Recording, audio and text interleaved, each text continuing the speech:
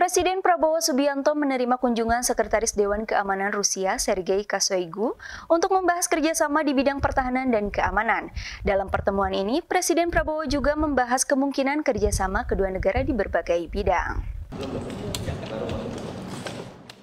Presiden Prabowo Subianto menerima kunjungan kehormatan dari Sekretaris Dewan Keamanan Rusia Sergei Shoigu pada Selasa siang 25 Februari di Istana Merdeka, Jakarta. Dengan didampingi Menteri Pertahanan Syafri Syamsuddin, Presiden Prabowo menyambut kedatangan Sergei Shoigu. Kepada Sergei, Presiden mengaku gembira dengan kedatangannya. Menurut Presiden, ia ingin menjamu Sergei jika waktu kunjungannya lebih lama. Presiden pun sempat menanyakan kabar Presiden Putin. Wakil Menteri Luar Negeri Armanata Nasir menyebut, pertemuan tertutup ini membahas hubungan bilateral antara Indonesia dan Rusia di bidang perekonomian, perdagangan, dan terutama pertahanan.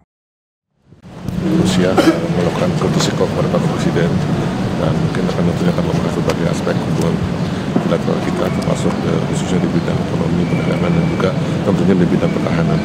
Yang beliau kan Presiden untuk ketemu Menko Polhukam, mungkin akan lebih tepatnya Pak Menko Polhukam yang akan menyampaikan isu-isu apa saja yang sudah akan dibahas. Akan ada kerjasama juga berarti sama anak. Mungkin nanti kita lihat apa yang disampaikan oleh Pak Menko Polhukam.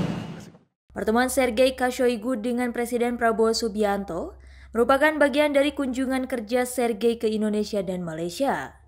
Kunjungan Shoigu ke Indonesia dan Malaysia yang akan berlangsung hingga 28 Februari 2025.